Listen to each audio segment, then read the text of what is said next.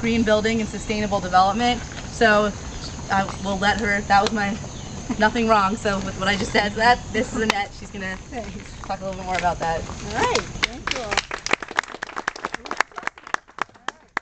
We've been around Virginia Sustainable Building Network going on 14 years now, working all over the state of Virginia to educate. We have taken an educational tactic and educating builders, designers, facility managers. So we work both in the residential sector with home builders mainly, and work in the commercial and institutional sector with, again, designers, engineers, builders, and facility managers.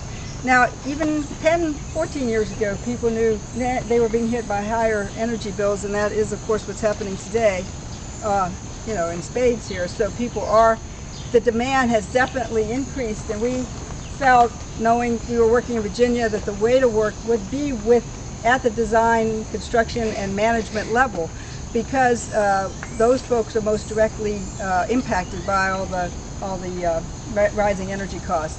So over the years, one of the things we've done is to bring into the state a green builder program called Earthcraft House, and that has now been adopted by the National Association, by our State Association of Home Builders, and is being spread around the state as a voluntary program. There are also a number of other green builder programs for home builders, again, and voluntary, but what is driving that whole thing is consumer demand, as we've been talking about it. So way back, the builders told us, don't even talk to us, you know, unless we have this consumer demand. Now there is the consumer demand, so that's a great plus, and that's moving forward.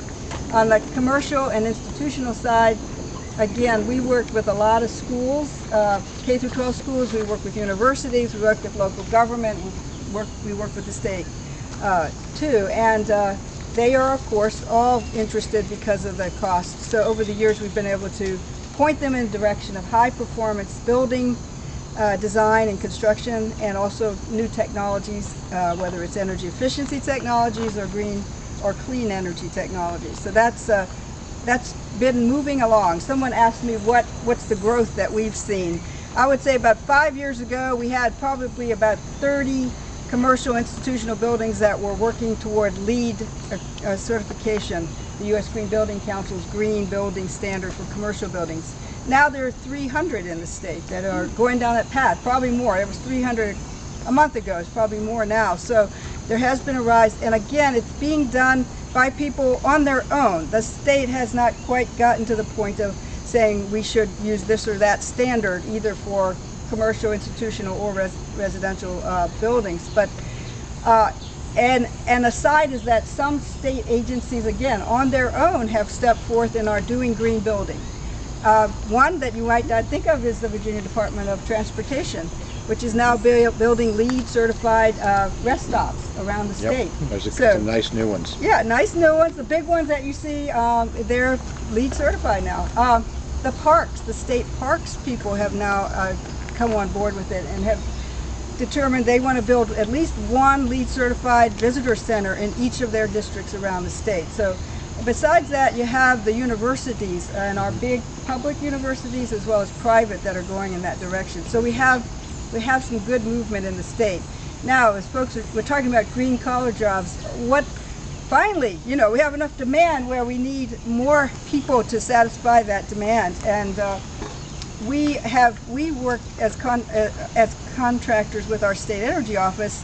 We have a small program now that we've been asked to do, which is to have stakeholder meetings around the state, talk about training up people in a particular area. This is to do energy audits, because again, there's a demand. People want to do something with their homes.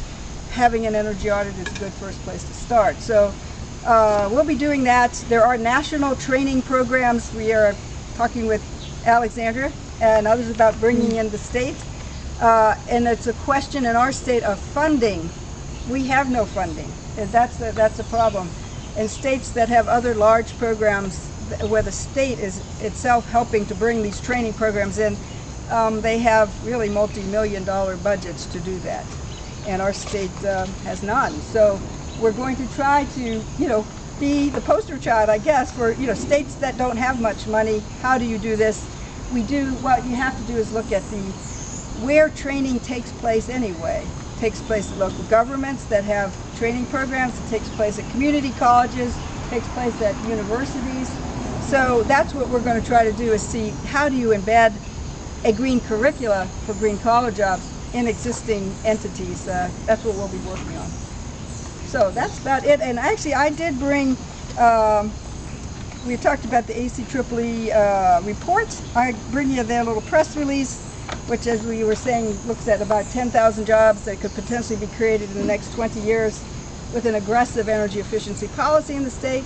Also, I want to point out that Maryland, the state economic development agency, worked on, contracted with a nonprofit group that did a study on looking at the economic development potential of clean energy technology, bringing it into the state. And that was, of course, 100,000 jobs if, again, you have a fairly aggressive program. Maryland has created a Maryland Clean Energy Center, again, as I understand it, to promote, again, the bringing in of clean technology jobs, renewable jobs, and energy efficiency jobs. So I think Virginia needs to do a study like that, perhaps funded by a private entity, by a third-party organization. But I think it's very important that we do our own study, parallel study to the energy efficiency job study, to look at clean energy technology. Just an item, I don't know whether you folks have talked to a lot of these trade shows. For instance, the WEC, the Worldwide Energy Engineering Conference, is next week at National Harbor. Right. It's ridiculously expensive, but you may be able to get free passes, Right. at least to the exposition. The other thing that you have is the National Energy, I'm going brain dead here, it's it's always in August. It's in August, and it'll be in Providence next year, the annual Government Energy Conference. Oh, yeah. There's a lot of the great, we worked in this field, a lot of good training sessions, plus Right. the exhibitors in the workshop. And Right. you may be able to get a few free passes to something like that for folks, especially that are new in the field, that see what's available, see what's going on. Right. The WEC one, which is the energy engineering, is at the Harbor Place. And we do, actually, we have some free passes that maybe we could share with folks, but folks who are on our board, who are engineering companies, are going to be there. We're going to go by and, we'll go by and see them. But at any rate, there's a whole discussion to be had about what are we talking about in green jobs. We're talking about, I feel, things from lower skill levels to, professional folks. So there's all kind of potential there in our states, and we need to start defining it for our state entities, for our own job creation, job training people at the state level on down to the local, so we can start doing something about it, All right.